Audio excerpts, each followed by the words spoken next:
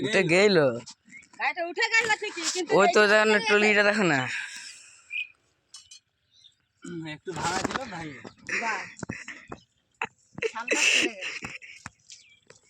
কি খবর তুই তোর বাপের মধ্যে ইয়া করুন তুই শুধু আনখা বিদ্যা তোর সবসময় বিরাট দিলি বললাম